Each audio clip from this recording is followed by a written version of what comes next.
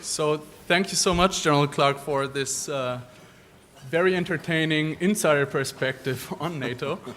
After we've heard these two great keynote speeches on security policy, we will now go on to the panel discussion.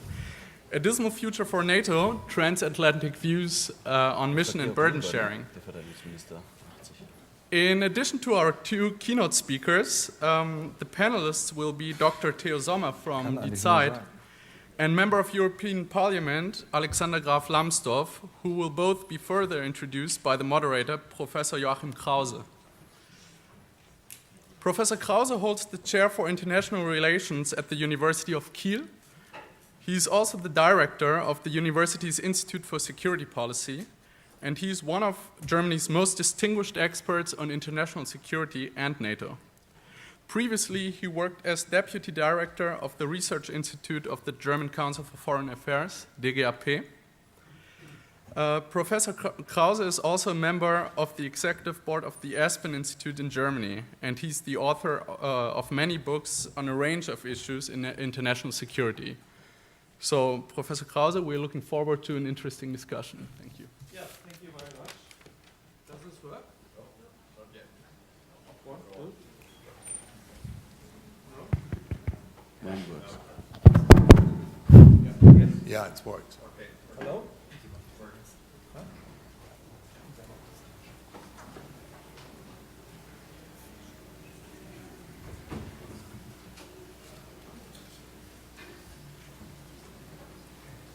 It's not turned on. Can you read me? Ja. Okay. Ich kann Ihnen meins leihen. I'll do my best. So, before we start, I want to introduce our two additional panelists. This is Dr. Theo Sommer. He is a journalist.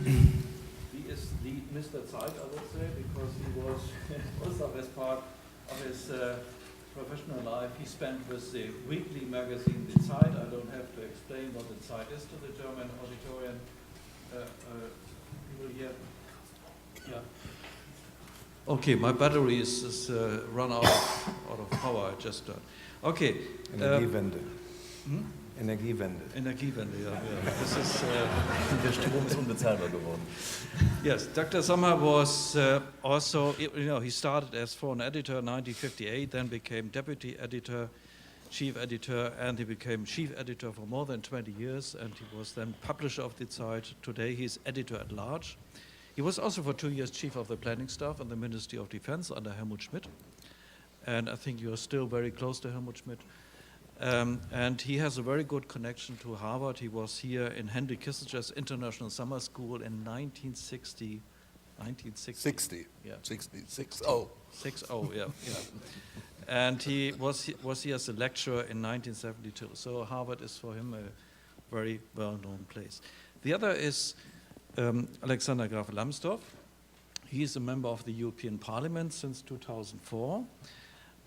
He is the member of the Committee on Foreign Affairs, and he's the leader of the German Free Democrats delegation, and he's the deputy leader of the Liberal Group, ALDE, and he is the nephew of the former Minister of Economics, Otto Graf Lambsdorff, who many of you still remember.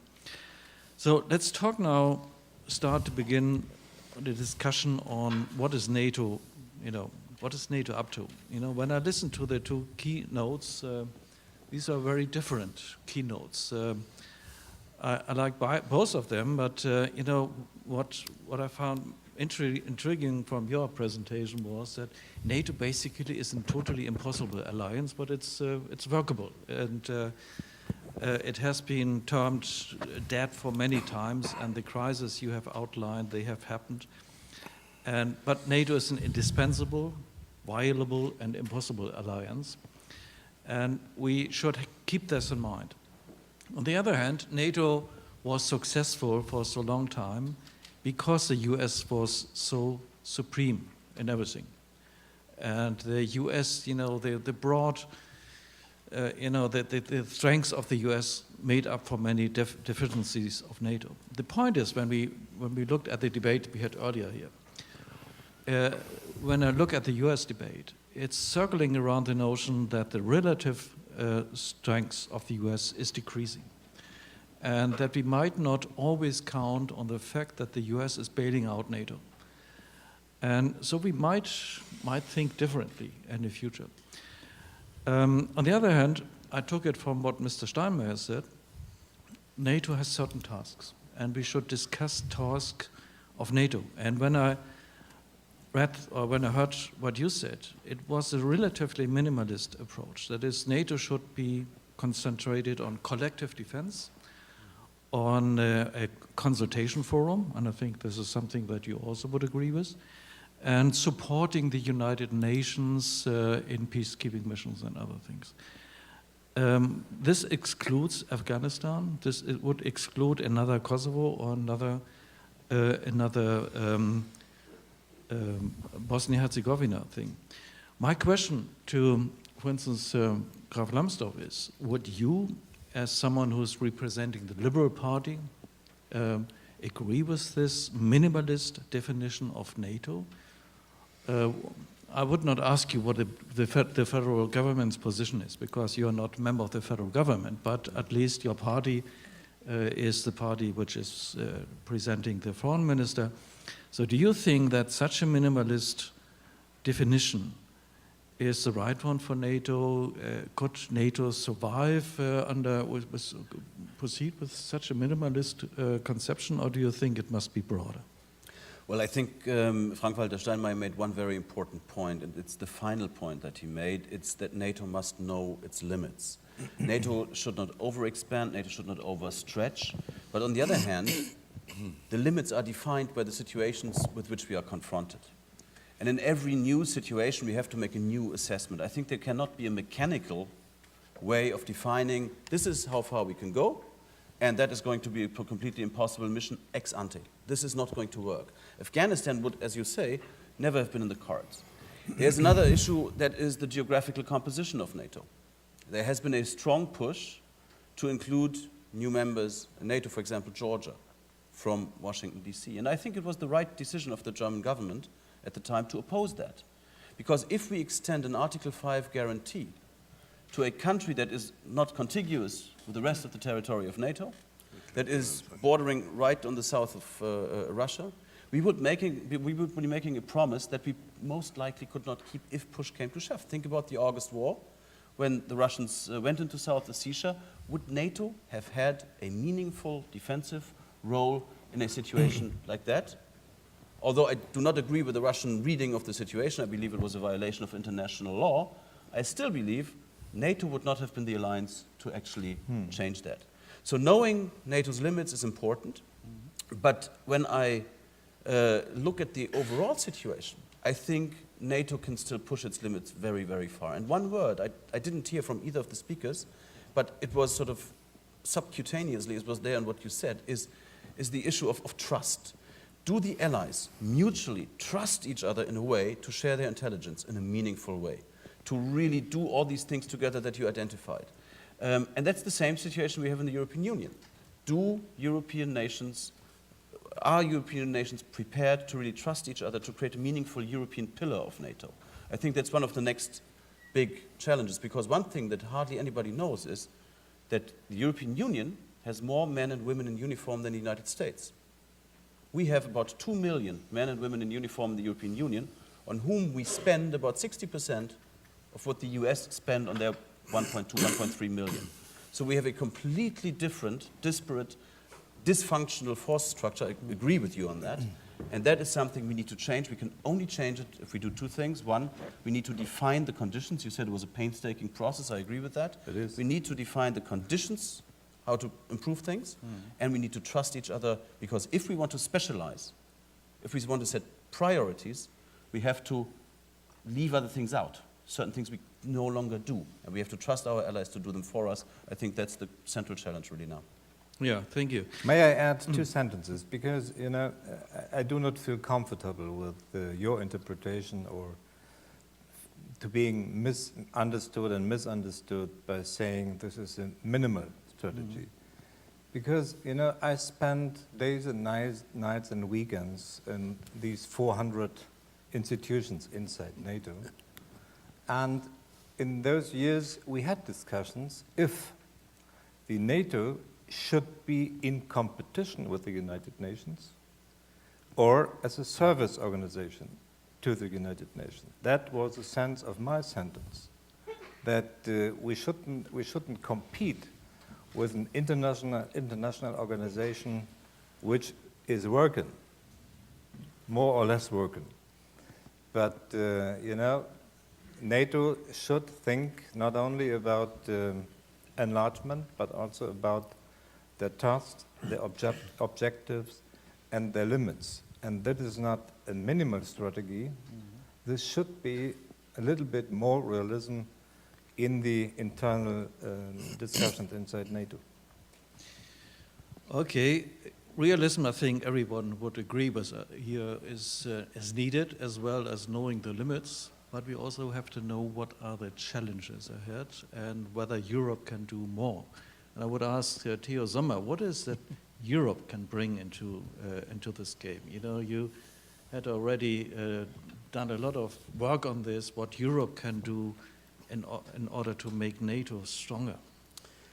Well, I'll act like a politician now and say, before I answer that question, let me say how much I enjoyed General Clark's speech. You are not only a great speechwriter, but an accomplished performer. It was a magisterial historical overview. And as a historian, let me add, when the NATO treaty was signed on the 4th of April, 1949, in the old State Department by the foreign secretaries of 12 countries, the Marine Band happened to strike up 2 songs from Porgy and Bess. I got plenty of nothing, and it ain't necessarily so. And I guess those 2 could still be the theme songs of NATO today. And when General Eisenhower came to Europe, took over SHAPE, the supreme headquarters of Allied powers, the saying was, SHAPE NATO is like Venus, all shape and no arms. So,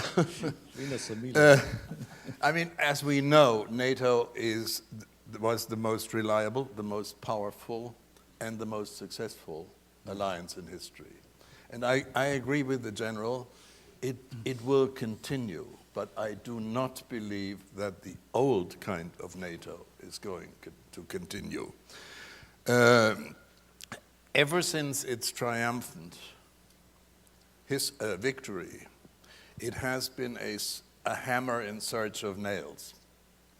And intervention out of area was one of the recipes. It wasn't, by the way, I think Manfred Wörner, it was Senator Lugar who said out of area or out of business. I would say today, if we continue going out of area, we will be out of business, because there is no longer any existential threat comparable to the Soviet threat during the 40 years of Cold War. And at best, we'll always have only coalitions of the willing.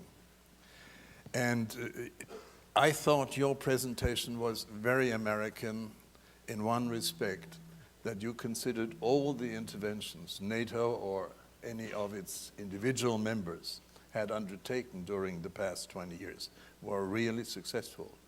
I think most of them, looking back on them, were not worth the effort. And what NATO needs today is that the Europeans really develop their own military effort into the kind of second pillar which already John F. Kennedy demanded in the early 60s.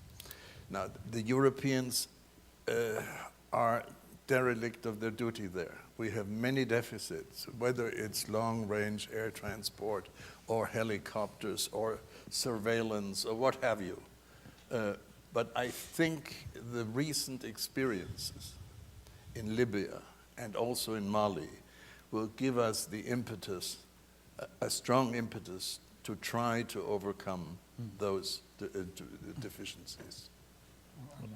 Yeah, I just wanted to ask you and Mr. Steinmeier exactly to comment on this, but maybe you first. Well, you know, I didn't really address the success of all these interventions there, other than to say I think the operations in the Balkans were highly successful. Yes.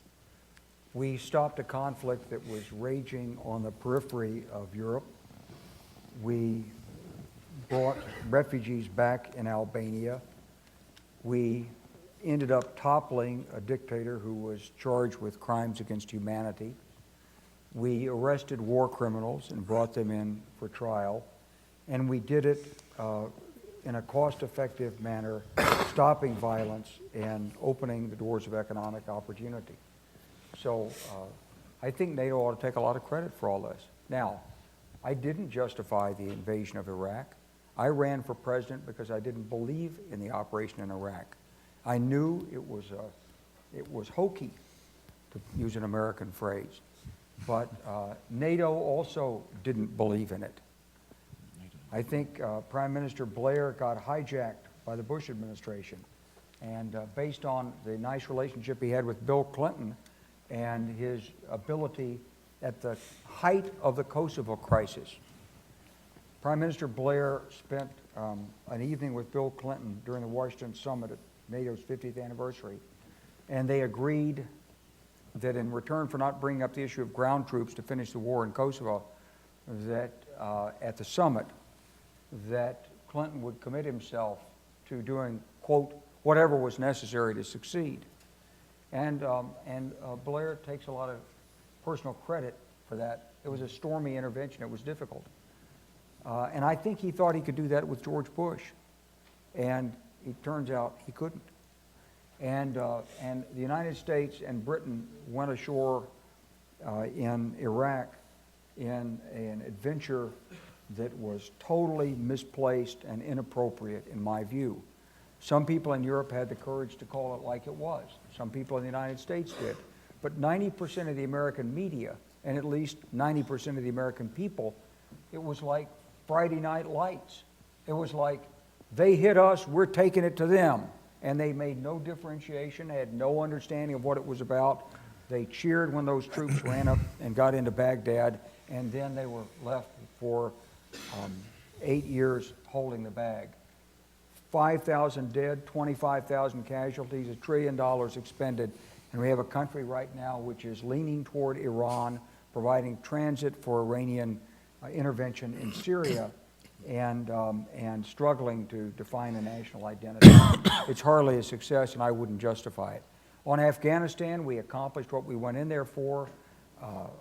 We stayed too long after we run down the Taliban. There was a lot of misperformance by the Americans in not getting Osama bin Laden sooner when they had him trapped in Tora Bora. I think NATO made a mistake in agreeing to go into Afghanistan in 2005 without demanding a real strategy. They took the American lead on good faith. As an American, I'm grateful for that. As a strategist, I wish NATO could have forced the United States at that time to cough up a real strategy for Afghanistan. As far as Libya is concerned, Libya is a work in progress. I think it was handled in a pretty efficient way, and I'm glad to see the French in Mali, because maybe the Americans won't have to be.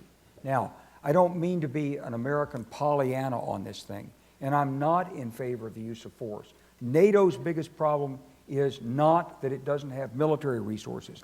NATO's biggest problem is that the nations of the alliance collectively don't have a real strategy for economic success in the face of Chinese economic growth. And that bit by bit, one by one, they're selling their manufacturing skills, technology, logistics, and entrepreneurial expertise to another power that then plays them off individually against each other. During the Cold War, we knew we couldn't sell weapon systems to the Soviet Union. There was a whole coordinating committee. That's all broken down.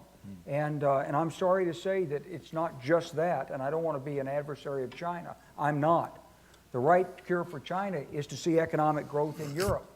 But here, the finger has to be pointed at the idea of austerity. Just like in this country, we're arguing and fixated on the debt, when there's $1.6 trillion of American money sitting in the Federal Reserve that's not going anywhere, and the velocity of money is virtually zero out there. The same is true in Europe. We're not growing these economies. There's underemployed people, unemployed people, and lots of resources that could meet national needs. And somehow we can't do it. Our problem in the 21st century is to take the 20th century idea of security through military strength and transform it into a 21st century idea of security through economic strength. Okay, I want now turn to Mr. Steinmeier. You know, there are two subjects which I wanted to hear a voice from you. One is the European pillar. Is this still a realistic idea to talk of a stronger European pillar in view of the fact that we are hit very heavily by the euro crisis, that our budgetary possibilities are really limited? Is there still an opportunity? And the second question I wanted to raise, exactly what you said.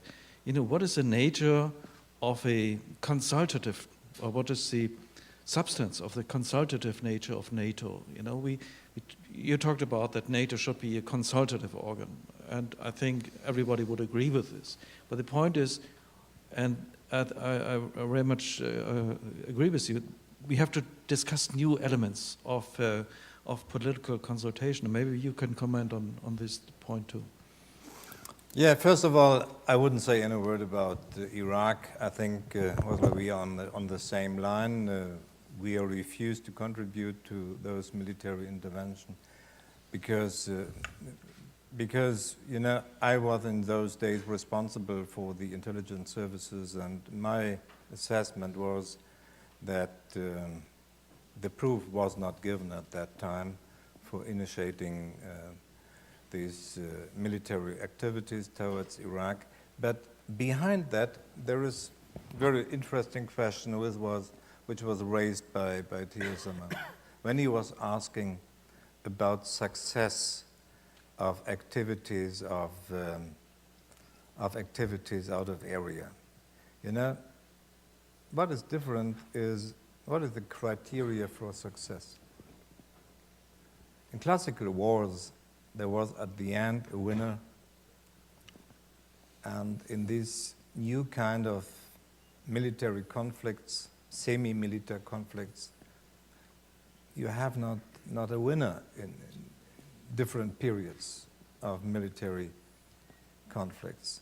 And therefore, I think there is a need also for NATO to rethink what this was, our engagement in Afghanistan. And between the lines, Wesley Clark said a little bit about that.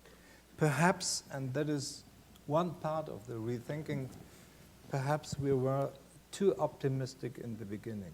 As you said, Wesley, you were enthusiastic that NATO came and wanted to help.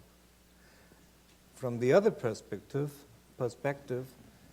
NATO was perhaps too self-confident and too optimistic what could be the objective for a military engagement in Afghanistan. Remembering Petersburg, the Petersburg Conference, the first Petersburg Conference, that was not only the optimism that we are able to fight against terrorism or against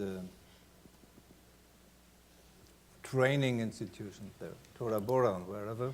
There was indeed the optimism that we were able to establish, implement democracy in Afghanistan. And I think now after 12 years, and we are leaving in the next year, after 12, 13 years, we should reflect, we should rethink what we are able to implement, even if we are, from the military point of view, the stronger partner in such a conflict. That has to be done and is not yet done inside NATO, neither on the military side nor on the civilian side.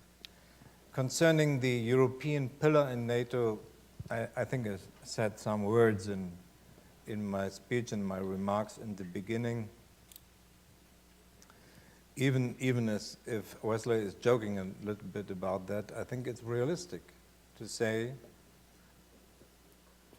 in this European crisis, the deepest crisis from the beginning of the European Union, it is absolutely unrealistic that we are hoping for increasing budgets for the defense policy. So therefore, you're right with your question.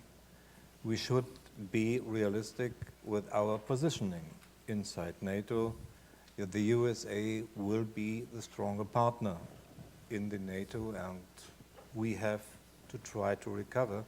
And as you said, Wesley, not only by budget discipline, or not only by structural reforms.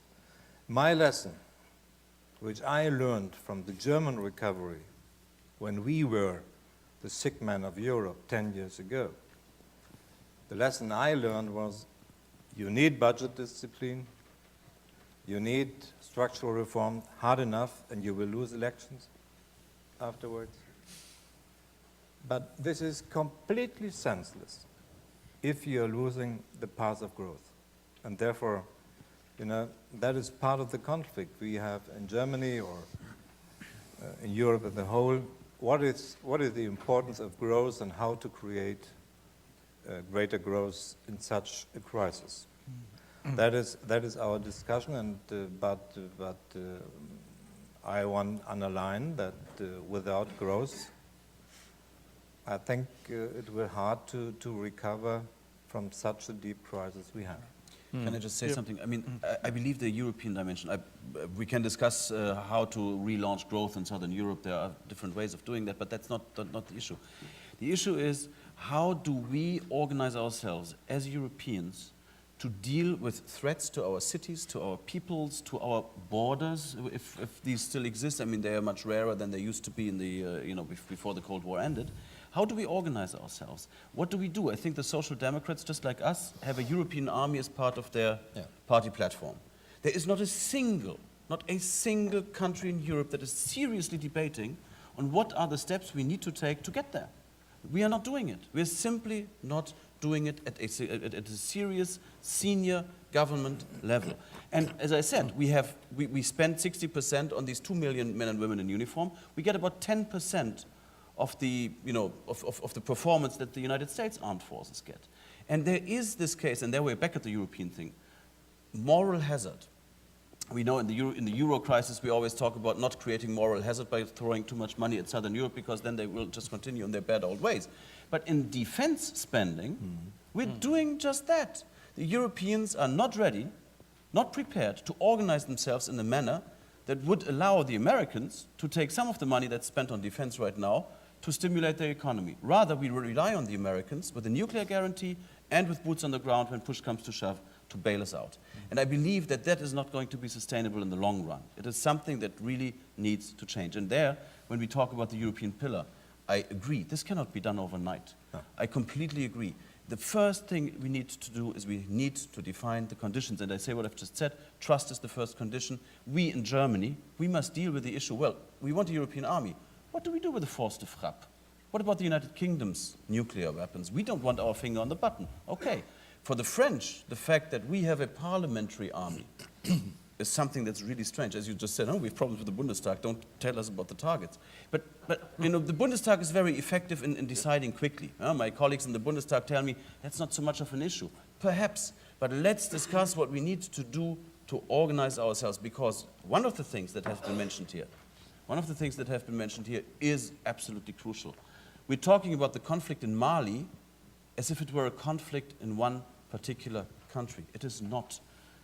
If you look at a map and you see all these borders, these borders drawn there on maps, it's fiction. There are no borders there. This is one big desert with terrorists, roaming. Weapons are being dealt there. Trafficking in human beings is going on. Drug trafficking to finance terrorist activities. This is an existential threat to our societies. We need to get serious about it, and we need to get serious about how we organize ourselves. Yeah, okay. What is your opinion of? Go ahead. So, I think you're right, and as an American, I welcome your conviction, Alexander. But I'm not as worried as you are about it, because the truth is that NATO's moving away from massed forces and large-scale interventions. What we're talking about increasingly is precision strike. You saw it first in the 1991 campaign in Iraq, when you saw the missile from a laser-guided bomb go through a window, and it was shown 1,000 times on television around the world. It changed warfare. And now you have it, if you've seen the movie O Dark 30, if you haven't, you must see it, because forget about the torture. It's not about the torture. It's about these Navy SEAL teams who trained and go into the compound, and it's very realistically depicted. When they go in and they go walking up the stairs, and the lead SEAL is the guy who's the shooter, and he's saying, Osama, Osama. He's calling him. This team and these men are that is the force de frappe today, not nuclear weapons. It's the ability to identify, locate, target, and either arrest or otherwise disable individual and command elements. And Germany can participate in that and does participate in it through your special forces the same way the United States does. Perhaps not to the scale, but it's certainly affordable. Truth is that after 9/11, we offered NATO as a forum to coordinate counterterrorism campaigns, but instead the FBI and the CIA and others preferred to go around it and work with the interior ministries. And the interior ministries didn't want to get involved in these 420 committees. I mean, I don't blame them. But they know each other, they have the personal relationships, and so it's done on a handshake. One man talks to one man and says, in this city, on this telephone number, at this location, at this time, you're going to pick up, if you'll detain him for us, that's what we want. And that's the way this campaign has operated. So our problem is not there. Our problem is that on the economic side, across this swath of North Africa, we don't know what to do with it. We don't understand how our own economies operate, and therefore we're not very good at helping other people's economies to develop and meeting the needs. I agree with what the minister said about Afghanistan. We should look back on that and say, shame, shame. You can't go into somebody's country and develop. You can't go build a bunch of schoolhouses and say, okay, you all go to school and you'll be just like us. They're not going to be like us. But somehow we don't have the institutions to export what it is that builds a pluralistic, inclusive society that gains a sense of legitimacy from its own people. We don't have the tools to do this. It's not a code of law. It's not Harvard graduates. It's some combination of things. And we have to discover that, because that's where our security is going to come from. But I'm not disagreeing with you. Just want to reply very briefly. I'm not disagreeing with that. Yeah, when I I'm know. saying we're spending 60% of what the US is spending, I'm not saying we should spend more because we simply can't. Frank-Walter Steinmeier is completely right. It's not going to happen. Defense budgets are not going to increase.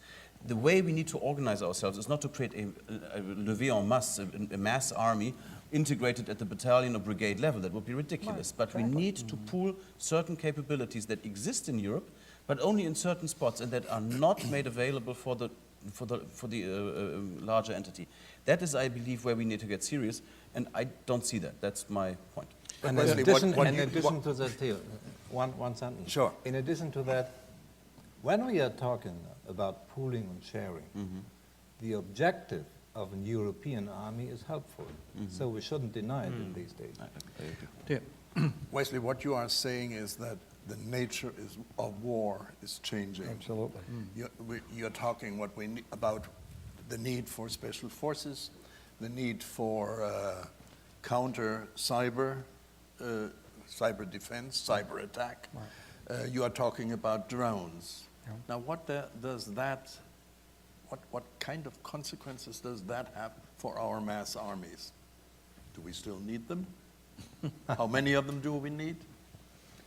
Well, Yeah, it's an important question. You should really, I mean, every nation needs to think about it. You know, in the United States, we got rid of conscription a long time ago, and we had when you're 18, you're supposed to register for the draft. And Would you have less unemployment if you still had conscription? I'm convinced of it. And we'd have a lot more homogeneity of experience. And there's a lot of people my age who want to reinstitute conscription. They come up to me all the time. And I say it's a very simple solution. You have two choices. You can go either A or B. A, since the voting age was reduced from 21 to 18, you can raise the voting age to 21 so you can conscript 18-year-olds. Or, if that's too difficult politically, simply conscript 16-year-olds. Those are your two choices. But to go in front of the American public and advocate conscription again, you can't do it in a war unless they're coming across the borders, because people don't want their children sent to Afghanistan to fight. You can't do it in peacetime when there is no conflict, because then people don't see the value in it. And so you can't do it. It's infeasible. It's a ratchet. We passed that. Maybe 2,000 years from now, when people look back at America, they'll say that Richard Nixon and the volunteer army and raising the voting age and all that stuff he did to cope with the 1960s, it was a tragic step along the way to the decline of America. Some people believe that. I think that warfare's changed, but I think that for now, what we need is not to worry so much about the traditional motive. I really think we have to worry about the economic component of this. How do we reinstitute economic growth? How do we do it? You know, in 1939, the United States had almost 25% unemployed. But thanks to your political leadership in Germany, we started rearming. Yes. And the American economy grew 17% in real terms in 1940, 16% in 1941, and 11% in 1942. And suddenly, America was fully employed, and we came charging out of World War II as a world economic behemoth. Now, it shouldn't take a world war to get Europe and the United States growing again. Why can't we do it? You can go to shale gas. You could replace every energy import into Europe with the proper use of shale. Yet only the Poles seem to have the courage to do it, and they don't know how to sort through the environmental difficulties. France, of course, is in an alliance with nuclear and Gazprom and so forth. And everywhere Gazprom touches, it's like, don't do fracking. I was just in an East European country, and I went in to see the leadership of the country. He said, the Russian ambassador is just here saying, you better not be fracking in this country. Imagine. It's like the Cold War redux, and it's over energy. Now, is NATO talking about energy security as a key variable and factor in the independence of action of Europe? Yeah, sure. We should be. Sure, NATO is discussing energy security, but on a low level. You know, but the point is, you know, I found very interesting what you said, Ted Sommer, that do we need mass armies? My question is, do we have still mass armies? You know, when I look at Germany, we have 240,000 soldiers, but we just, you know, we have 2.5 divisions. You know, this is not a mass army anymore. This is this shows that the structure of our armed forces has changed very much. You know, this is a very differentiated nature of the armed forces, and it's going into the direction. But you know, doing warfare as you have described is the same, meets the same problems in Germany as fracking. You know, people are afraid of drone warfare because there are a lot of legal and ethical problems. These are discussed currently in Germany because we are discussing, you know, buying drones, predator drones. And this is a very, very difficult issue in Germany. But I think you're absolutely right. We have to think through what kind of armed forces we need and how we should, you know, relate their work to what is the economic side of security. But the panel prior to this one had one very interesting remark that I took down here, and I think it's important to keep that in mind. we are entering a phase in which the world may be run by no one. The world is run by no one. The United States is no longer the hegemon.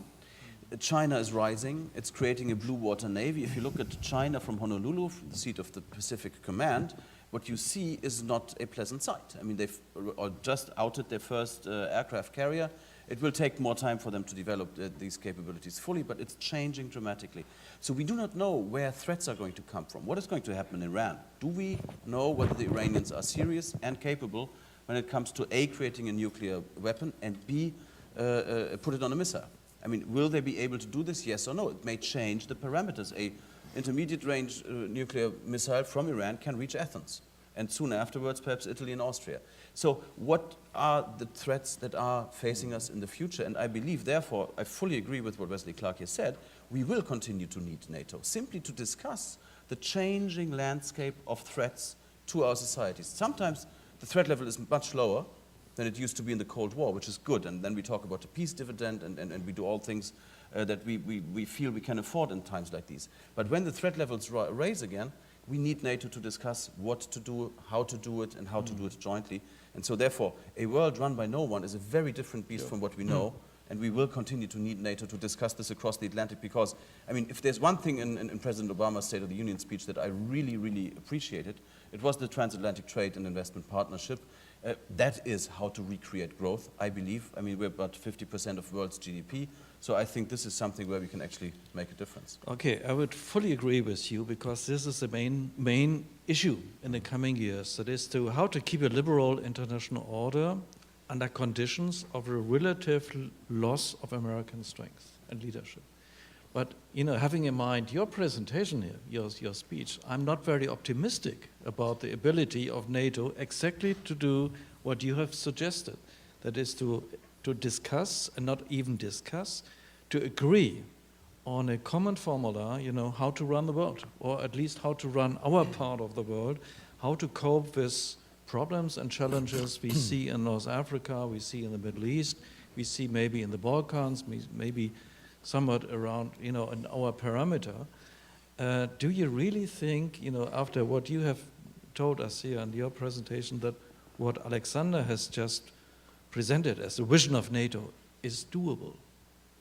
Well, look, I mean, NATO is the quintessential political military headquarters. It's far better than any single country. We went to Kosovo we already knew what the end state was. We used force only as a last resort. We only did planning when it was authorized by NATO headquarters. And we basically used force in the most limited fashion to gain the political leverage to end a conflict. Only NATO could have achieved that. No national government could have done it that way. Had we used NATO for Afghanistan, as we Europeans offered with Article 5, we'd have had an entirely different outcome. And that's why the Bush administration didn't want it. We would have had an outcome where the United States would have actually had to say, what is the objective in Afghanistan? Well, that's a pretty hard thing to describe. We'd have had to articulate how the use of forces was going to contribute to that objective. Instead, there was an outburst of outrage. We went into bombing. Suddenly the Afghan government fell apart, and 6 months later we were at, I guess it was Petersburg you were talking about, Minister, where we brought Hamid Karzai in and everybody signed up to say, oh boy, we've got an Afghan government, it's all over. And it looked wonderful at the time. We formed a peace investment committee and so forth. But we didn't have NATO there to work the political military interface. So I would say I am optimistic if we'll have nations engage NATO. We should have NATO engaged right now, looking at North Africa, because when you put the combined intellectual horsepower to work in these 420 committees and say, what do you intend to do in Mali? You're just going to leave a few French forces there and go and knock on doors, kick in doors and go arrest people? No, you can't. That's not a strategy. But hasn't that been the case since Vietnam, essentially? You go in, you have a certain objective, you may make progress in achieving that or not. At a certain point in time, however, your publics back home get tired of the conflict, you nationalize the conflict. I mean, I've read this marvelous novel, Matterhorn. I don't know whether you've had a chance to read it. Sure. It's just brilliant. It talks about American soldiers at the platoon level, so it's sort of the lowest organizational level of an armed unit, infantrymen. And they are being sent on patrols with Vietnamese soldiers, and they hate it. They simply hate it. They don't trust them, they don't know what their military capabilities are, and now we see this in Afghanistan. We put Karzai out there, we tell the world, listen, the Afghans are going to take over. That's the rhetoric coming out of Berlin these days as well. The Afghans are going to take care of the security of Afghanistan. The Taliban are no longer going to be a threat. In Mali, the French are in, and they say, well, what we want to have in this mission is an African face. And we are going to train the Malian army. I suggest to all of you to check the WikiLeaks cables on American efforts to train the Malian army. That is one task, I can tell you. It's $600 million. it's going to be difficult. So, Joachim Krause's question here, in a difficult world run by no one, how can we ensure our interests in the absence of the economic resources and the mass armies that it sometimes takes to keep situations stable in order to keep threats away from us? I'm asking a question here rather than giving an answer, but I think it's a crucial question. Well, I want to suggest a partial answer. There's a very interesting book out that opens up an entirely new way of looking at this. It's called Why Nations Fail. It's sweeping through a lot of the academic community. And what it says basically is that nations fail economically because the political institutions and the people that control them profit from the failure. And if you're going to fix the nation's failure, it's not about economics, it's about politics and the distribution of power, and then the network of laws and so forth. And he goes through all of human history on this. The two authors do. It's a very impressive work. It's a single focus. It's simplistic in the sense that there are always a lot of other variables. But the reason I say this is important is because if you look at a country like Mali, and you say, what's the solution? It's clearly not training. We only train people, and we only did it in Vietnam because that's what we knew how to do. And because the people who are doing most of the thinking about it are people who are in uniform, and they're very comfortable talking about rifle squads and training and so many hours of instruction. And I mean, that's the way they think. They have no conception. And don't believe the pictures you see of some Marine second lieutenant sitting cross-legged with a group of tribal elders, Drinking tea. schooling them on the politics of village leadership. It doesn't happen that way. They know far better than the guy in uniform. But the thing is, none of our countries have any tools in the toolkit to address the issues of modernization in a way that would render these countries compatible to the world future as we see it. Is NATO the organization that should deal with these questions? This is exactly the point. Probably not, but there most- is no such. The UNDP is actually the organization that should deal with it. I mean, The most, UNDP. most of Well, the you're laughing. No, No, When I it's, say UN, you laugh. No, but I wanted to ask this, You're taking put this that question to not Mr. serious. Steinmeier. Yeah. Look at him, he's laughing. Because you know, I just said UN. I didn't mean to make a joke. No, but you know, you as a former foreign minister, you have a lot of experience exactly with this many multilateral institutions and with NATO. why I don't think you ask Manu- him as a future foreign minister? I don't want to preempt any outcome of any election. he is completely neutral. The main question is who is running the world, and perhaps that is not yet decided. You know, That's true. we had a security architecture until 1990. The architecture of the Cold War. This architecture broke down, and we in Germany, we got the benefits from that. German reunification is a consequence of the breakdown of the Cold War and the architecture of the Cold War. And what is visible now through all these discussions, an old order, an old architecture broke down, but it is not yet replaced by a new order, by a new architecture. And therefore, it's searching and finding in these procedures. who is running the world is not yet decided. And I think also in those domestic American discussions about the pivot to Asia is visible what is between the lines. Is the main issue in those discussions the military issue when we are talking about security? Or do we need, beside military approaches, a comprehensive approach with the classical foreign policy, with diplomacy, with cultural, with economic exchange, and so on? I think to bring these things together, that is the challenge of our time. And one example from my time in the Foreign Ministers' NATO Council, we talked about energy security.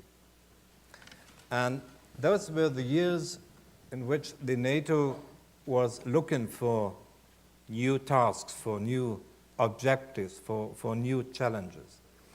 And when we talked on the Foreign Ministers' side about energy security, NATO was saying, that's our topic.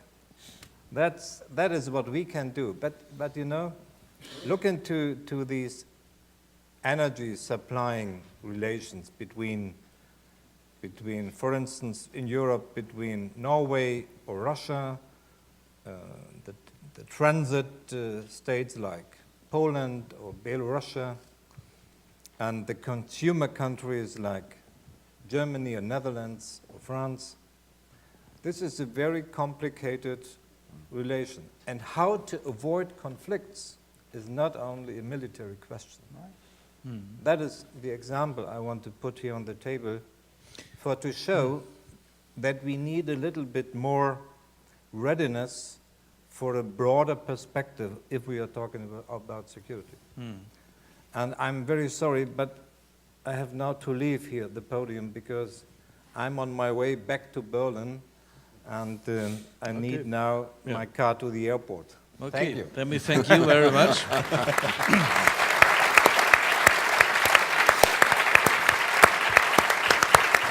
Ja, Ihnen auch. Danke, tschüss.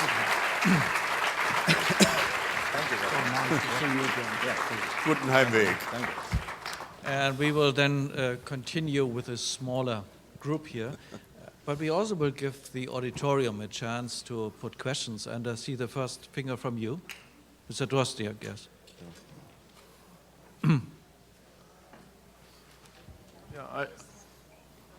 Could you please... Bill introduce Drozdiak, President of the American Council on Germany.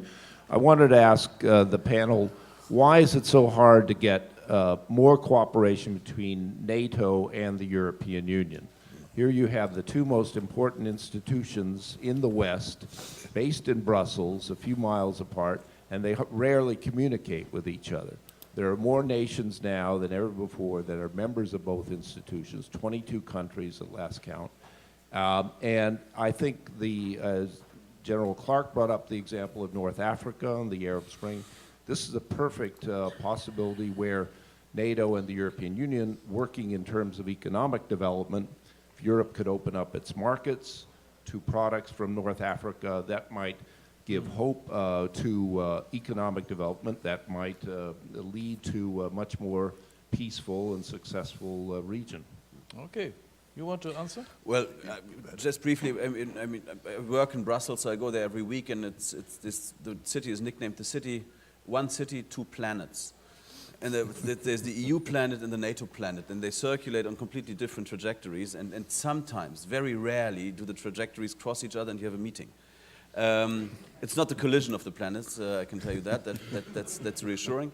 But I think, in a nutshell, the UK does not want the EU to have a serious role in defense and keeps obstructing. And France does not want the US in the EU. And therefore, as far as NATO, coming closer to the European Union is concerned, France is skeptical because NATO is seen as an American-dominated organization. And I believe, therefore, that there's a great degree of skepticism in France about getting them too close. Germany is not taking part in this discussion.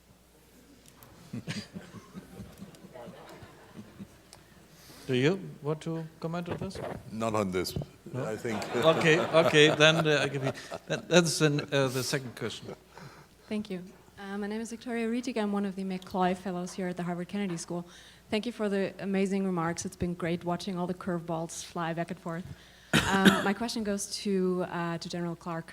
And thank you very much for speaking with such enthusiasm about NATO.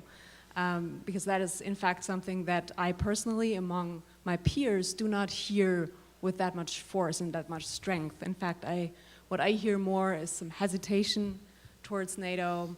It's a bureaucracy. It's not very attractive, it seems, to a lot of people, a lot of young Germans that I know. So we spoke a lot about NATO needs to do, and we spoke a lot about Germany needs to do, or America needs to do. Now, we have a room full of Germans sitting here, young Germans, a lot of us. So my question to you is, what can these young Germans do? Can you formulate a wish that you would have towards our generation that is sitting in this room today about what we can do to rekindle this enthusiasm for NATO that you've shown? Well, thanks for the question. You know, in one of my first visits when I became the NATO commander, I had to go to Germany. I had to meet with Chancellor Kohl. And he told me, he says, I'm soon going to be out of office, he said, but he said, I'm very worried about the future of German-U.S. relationships. He said, at the height of the Cold War, we had almost 500,000 of your countrymen in Germany. And you were a major part of our community. At the time, Germany's population was maybe 50 million, and we had 500,000 Americans, 1% of the population. And I can't even count how many tens of thousands of German families had American in-laws and American grandchildren. I mean, it must have been hundreds of thousands, because these soldiers would rotate in airmen and they would meet wonderful German families, and there would be this bond. And in every community across central and southern Germany, there was a German-American Friendship Society, and we sang each other's songs, and all these Germans would come back, all the Americans there would come back and talk about Germany. Our armed forces were appreciative of their friendship. I mean, I had a wonderful relationship with the 35th Panzer Brigade and the 1st Luftwaffe Division from my time in Bamberg. I mean, these were wonderful professional colleagues. And today, men like Klaus Naumann, who was a former NATO, I mean, we share a bond goes all the way back to our junior officership. So that's missing now. It's not only Germany's fault, but there aren't that many Americans over there now. Chancellor Kohl put his finger on it. We're going to come apart. So first of all, I congratulate you, and I express my appreciation to you for studying in the United States. I think it's a great thing that you're over here. But I do note that when I go to Germany today, there are fewer cab drivers who speak English than there were 25 years ago. And that worries me. Maybe they're Turks or something, I don't know. But 40 years ago, Joschka Fischer was one of them. no doubt about it. No telling what else he was doing, too. But you know, I think what you have to do is you have to appreciate the complexity of these issues. These are difficult issues, and NATO looks confusing because it's a complex organization. You've got brilliant people, and I don't want to say anything that will, you know, offend you, but you young people have to understand that people who are older, some of them are just as smart as you are, and they've been through a whole lot more of life. And these institutions reflect political pressures. The complexity of the energy situation, which the foreign minister was talking about, is a good example. You've got businesses, labor unions, foreign governments, supplier relationships, demand relationships, uncertainties, economics, security. It's all rolled up into one. And so what I think you have to appreciate is that there's a strong bond of common interest between our two cultures. And you've got to look past the headlines, in the newspapers and the columnists on what they say for the news of the moment to know this, that when there's a challenge, Europe and the United States and Germany and the United States come together. It's a little tricky, and it's not linear, but they do come together. It's like your former ambassador in Washington told me once. I was teasing him. I said, look, you know, Germans and Americans, we all love each other. 25% of the American population claims German ancestry. I mean, why are you siding with the French on all these issues? Why don't you side with the Americans? He said, because every time we side with the Americans, you go to war against us and you side with the French. It's you know, people don't understand the complexity of these relationships.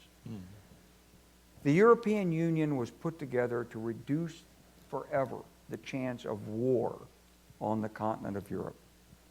It started with a coal and steel community. It went to a European Union, and now it's something moving toward some transnational statehood. And you need the United States with you. We're dealing with a rising power in China that has a divergent vision of the world. Not because they're bad people, they're good people, and I like them, and I do business over there, and many of you will hope to do business over there. But you understand China is the Middle Kingdom? When you guys' ancestors were wearing horns and furs, they were wearing silk and writing. You guys were freezing in these little timber, fur-lined huts, and they were in magnificent cement palaces in China. Do you realize that 2,000 years ago, when Rome was a great empire, the Chinese had nothing they wanted from Rome but gold? There wasn't a single artifact that Rome could produce that was superior to what was produced in China. Not porcelain, not iron, not military formations, not writing, not poetry, not art, not history. And China is the fount of intellectual creativity from time to time. So their vision of the world is that you are on the periphery. This was an anomaly. China closed its doors to trade. China was exploited by outside powers. China lost its way. China is today a great nation. It's never going to permit this again. So if the United States and Europe don't work together on a much broader array of issues than we're working on right now collectively, we're going to be taken apart piecemeal by China. China's vision is very simple. They'll take your technology, they'll take your capital, they'll take your markets, and they'll take your access to resources. They're going to buy up that oil and gas that you're importing. The steel that you need comes from iron. They're going to buy those resources. The rare earths that they can't get in China, they're going to tie up. Long-term fixed price contracts. They're going to leave the rest of the world on the margin of the economic availabilities of contracts. Oil is going to be going to China at a fixed price. You're going to pay a spot price that's volatile and higher, along with all the other elements in the periodic table of the elements. China's going to listen. They're going to raise the value of their currency, just like we've been telling them. And then they'll buy even more of the rest of the world because their currency will be worth. They're going to become a convertible currency. Yeah, you won't have the dollar to kick around, and you won't like it when the renminbi is the store of value. And China's going to produce for its internal market. They're not going to compete with you. They're going to have things in the internal market you can't get access to. You know, silk was a Chinese state secret for 1,500 years. And at every border, every traveler was searched to make sure that no silkworms and no silk technology was taken. It belonged to the emperor. So don't you think they don't understand the value of intellectual property. And it's going to be in Mandarin. And you all don't read Mandarin. So all the things that we've lectured China on, they're going to do. And they are intent on becoming the Middle Kingdom. The Middle Kingdom deals with barbarians. They give them gifts. They host them in delegations. You'll be welcomed lavishly in Beijing. And they set them at odds one with another. Because a little conflict among the barbarians is a good thing. So it's no real worry 20 years from now when China has its energy resources secured. If the Israelis and Palestinians go at it, it's no big deal. North Korean nuclear challenges, it's no big deal. China uses these things. They have an integrated economic, military security strategy hammered out in their internal organizations that are just as difficult as NATO. You just don't see it. And what I'm saying to you is that if we don't build on the foundation of an organization like NATO and make it more inclusive through this transatlantic free trade agreement and other interlocking economic institutions, and if we don't set our sights on economic growth and use the resources we have and have a vision for the future, that we will become the outer barbarian lands to China's Middle Kingdom. It's that simple. It's not about conflict. There's no war. We're not going to war with China. It's a question of your grandchildren and their culture and their future and their opportunities. And it's yours to decide, Germany and America, because Germany is the leader. We know that. We know how powerful Germany is. It's a question of, do you want help in dealing with China? And do you want to work with us? And if so, build this transatlantic relationship. Okay, thank you. One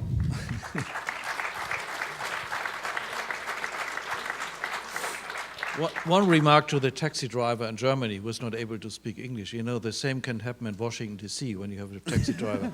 So, okay, more questions? Yeah, there is. Thank you. My name is Philip Gutheim. I'm a graduate student at UC Berkeley. The panel discussed quite in length the change of warfare coming from massive armies, changing it into task forces, technology-driven drone strikes, and so on and so forth. I think Mr. Lambsdorff made a great comment when he pointed out the Vietnam War and then the nationalization of a war when the support inside a country breaks apart. I think I want to point out specifically that the society in a country that is in war has always been sort of checks and balance in an age in which there were in which there was a war from besides countries and countries, armies and armies. How do we see, maybe Mr. Lambsdorff, how do you see this checks and balance of the society happening in an age with drone strikes that are, in which a society is not aware of, in which the CIA or other intelligence groups are acting beyond the society's recognition? Well, I can't speak for the American part of that equation, but if I look at Germany, for example, what I find striking is that when a threat arises, be it Mr. Gaddafi in Libya, be it the situation in Mali, if you listen carefully, what you will hear coming out of Berlin in terms of rhetoric is a very defensive rhetoric anticipating a great degree of skepticism in our public opinion, because the German public opinion, of course, as you all know, is extremely pacific. So what you will hear, well, it's friedfertig, huh? Yeah, no, nicht pazifistisch, but it can also be pacifistisch, but mostly it's pacific. Anyway, the issue is that this kind of rhetoric is good in terms of keeping sort of the military mission, and political legitimacy in a balance. You will hear, we will do this, but we will not do that. We can only go that far. There's no strategic vision of what we really need to achieve, but we will be, doing this step and that step at any given moment in time. The problem with that, Mali was an example. Huh? We will only have 40 people participate in the training mission. We will do a little bit here, but we won't go further than that, despite the fact that in my personal judgment, and I'm speaking now personally, the situation in Mali is much larger than just any conflict in any African country. This is the Sahel zone turning into the next Afghanistan if we don't, if we aren't careful. What the German debate, by using this exclusively defensive and very skeptical rhetoric, yields is an incapacity really to engage in a strategic debate the way you see it in the United Kingdom or in France, which is one of the reasons why I believe that European defense has such a difficulty. The French and the Brits have a very different attitude when it comes to defense issues than we in Germany. And I think our rhetoric in Berlin needs to change to take account of the fact that, yes, there are missions in which we cannot simply leave our French and British friends alone, or our Americans for that matter, because we feel that, you know, the checks and balances that you just mentioned in society will be too strong for us to participate in a mission in which we should be leading. Alexander, aren't you a bit unfair? No. Because, because this was not a German decision that we have. This was not a German decision that we'll furnish only 40 trainers. Mm-hmm. This was an EU decision. And the EU has been working on this for a long time, and they said we'll be ready by sometimes in the fall of 2030. Well, no. And but then yes. the French, within 24 hours, reacting to events on the ground, decided to move in and not telling us anything. Well, everybody was kicking the can down the road. Everybody knew that something was problematic in Mali. Nobody wanted to do something about it.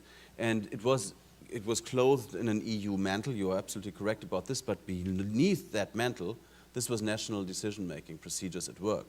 And these national decision-making procedures were then, as I said, cloaked in the blue coat with the yellow stars. But that was not really the issue.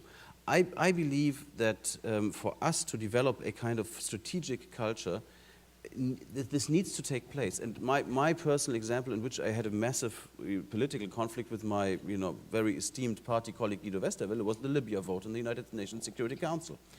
I believe for Germany it is fine to either side with France or the United States if the two are apart. But if the two are together, for us siding with China and Russia, I think that was simply the wrong decision. Would you have moved in, or do you criticize only that we abstained? I mean, by not voting in favor of that resolution, protecting the Libyan civilian population, we made it clear that we were not going to lend political support to that mission. And I believe leaving France and Britain alone in a situation like this was simply dead wrong. And I believe it precluded an open debate about what we need in terms of strategic leadership. For me, one of the most moving events of late has been to hear, mind you, the Polish foreign minister come to Berlin and tell the Germans that what the Poles are afraid of is not German leadership, it's a lack of German leadership. And I think if you look at our bilateral relations that we've had with Poland over the last, 25,000 years, for the Polish foreign minister to come to Berlin to say something like this was really remarkable. It shows you also how far we've gotten in Europe, how grateful we can be that Poland is part of the European Union now, and that we need this debate about leadership. I don't want Germany to be out there. I don't want us to be a Speerspitze, and that's not the issue. But we need to have an honest debate about where we need to lead strategically if our partners are engaged. Yeah, and we also have to discuss about not only our Pacific attitudes, but our pacifistic undercuts. Because, whenever it comes to the point of military action, there's in Germany a broad coalition against it. And for instance, when I listened to our foreign minister saying that the wrongest thing we did in Afghanistan was to put everything on the military card. This is so damn wrong, because the failure of Afghanistan was not that we put too much military means in it, but what we did in Petersburg in 2001, and there was no military involved. This was political mistakes. And, we have this kind of debate in Germany, and we have to be a little bit more, more realistic in this regard. Often we are preaching others that military means are bad by nature.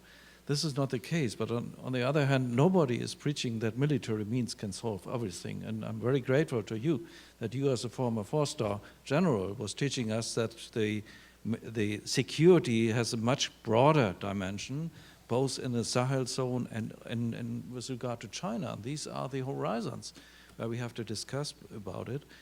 And you know, some kind of comprehensive approach is necessary, but comprehensive approach means not only civilian means, but also military means. And this is something where the Germans are extremely reluctant, and we're becoming more and more reluctant in this. I don't want to be misunderstood. The comprehensive approach means diplomacy, development, and defense. Yeah. That's the comprehensive approach. 3Ds. So the 3Ds. Diplomacy, I'm a former diplomat, because before I became a politician, I actually had a decent job. Development is necessary, it's an obligation, and it's in our own interest to engage in it. But defense, if you ask, you know, how can you inspire a new interest in NATO? Defense in Germany is still shrouded in taboo, really. There is no great public debate in the media, in the dailies. The weeklies are completely different, of course. Not even in Parliament. Yes, you're right. Not in There is no Parliament. real discussion about how to work with this integrated approach, because, let's face it, and that's the point I made a little bit ago, our partners work with this approach. The Brits work with the approach, the French work with this approach, the Americans work with this approach. It works, you know, sometimes it works a little bit better, sometimes it doesn't work at all, but at least the thinking is there. In our case, we only focus on the first 2D and always say, well, the military is not a solution. Of course the military is not a solution. Everybody can agree to that. You need an integrated approach. But by constantly saying the military is not the solution, you preclude an honest debate about a truly integrated, comprehensive approach. Okay. So one final question here. There's the lady here. Hi, I'm Dagmar Bottenbrook from the Harvard Club Rhine-Main. I'm the former graduate of the business school, which is, by the way, very underrepresented here, but they do have a great auditorium, air-conditioned over there, so maybe we should get them involved. Anyway, one quick question maybe to all of you. I think you, General Clark, I think you've sort of presented a little bit the solution on how to re-inspire interest in NATO, maybe also by the younger generation. I think you just pointed out the Pacific or pacifistic attitude of Germans in general, and I think in a way after our history, I think the world was happy that that happened, this transition, and to move us away from that again would maybe, you know, initially welcome and then maybe not so welcome after all. But if we change the mandate of NATO to something not just, you know, military or security, but maybe also more focused on economics, because I agree with you, I think that is the key to future security. The question is, how can that be done? I mean, do you think it's possible to change that mandate, and what kind of leadership would that require? I don't think you can change NATO that easily. I think NATO reflects thinking. So I think you need lots of smart people thinking about and writing about these things. Maybe NATO will evolve, but look, NATO falls under the Minister of Defense and Minister of Foreign Affairs responsibility. And in European governments, parliamentary governments, they don't control economics. And so they don't control budgets. So they're subservient, that's too strong a word. They're subordinate to the Ministry of Finance. So they go hand in hand to the Ministry of Finance and beg for resources. And when they get into the ministers who deal with the actual politics of the economy, you think Deutsche Bank is going to listen to NATO? When NATO says, you know, you need to give some better formulated development loans with some different strings attached to Mali, and Deutsche Bank says, yes, but Basel says that we can only do certain things and we have a certain ratio, and NATO's not competent in these things right now. To have that competence, you have to have a vision for what it is you're trying to develop. Read Why Nations Fail, and then ask, how can you export these inclusive political institutions into a society that's not familiar with them? And you realize the magnitude of the task with Afghanistan. A couple of Afghans told me, they said, look, the truth is, the Karzai family, they're worth more than $2 billion. Mm-hmm. But then someone said, you understand, Putin is worth $40 billion, and he's not happy with it. So these are extractive political institutions in these countries which take money from poor people and from international donors and funnel them into expensive real estate in Monaco, or maybe Dubai. maybe apartments in Berlin, London. I don't know. But wherever they're going, they're not going to economic development at home. Before you assign an institutional responsibility to something like NATO, you have to have the intellectual leadership laid out. Armies are, we always joked, it's the second oldest profession in human history. And so economic development is one of the newest. Got to really think through it before you try to vest it in an institution. Otherwise, it will not be executed effectively, and it will destroy the institution. NATO's pretty good at what it does right now, which is coordinating on threats and intelligence and military stuff. The threat's changing. NATO's sort of survived. It's going to continue to survive as an important forum. But to go beyond that, got to start with the ideas. In Germany, nor in the United States, those ideas aren't present yet. We don't understand them. You're a business school graduate. You understand Excel spreadsheets, I hope. But can you take those Excel spreadsheets and understand the political institutions which drive them? And that's the challenge. Politicians don't understand business. Business doesn't understand politicians. It all sort of fits together in Western civilization, and it's totally missing in Mali. Better figure out how to get it there. Okay. I'd like to, can I just come in for a very short commercial break here? If, you know, what General Clark just said, ideas, smart people writing about these things, trying to develop new visions. This is why, together with two fellow graduates of Georgetown University, I founded the Atlantic Initiative Germany, and the two of them run something that's called atlanticcommunity.org. It's an online think tank. I would encourage you, if you want, to check it out, and if you really feel like it, to contribute to that think tank, because it is, that's what it's built on. If you ask, you know, what can you do as young, smart people to engage with NATO, to share ideas, this is where Anders Fogh Rasmussen comes once a year to discuss the best contributions about the future of NATO. So I think that's quite a good initiative. I'm not part of the atlanticcommunity.org thing because I've got my job in Parliament, but I think it's a good thing, and that's the end of the commercial break. Okay. I've got to go. Ted, do you have a commercial to add? Die Zeit is wonderful. Yeah. I hope you all have an abonnement. Here, I've got to go. Oh, I'm sorry.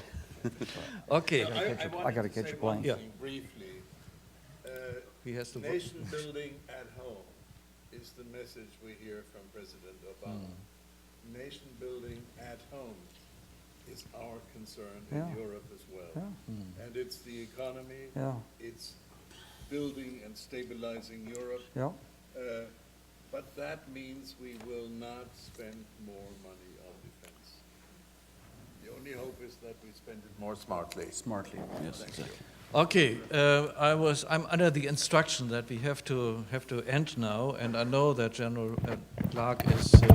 I got a race to get an airplane. Yeah, you have to. So Okay, I so Do race, don't miss it. Thank you very much for all of you. Danke. In Arkansas in New York.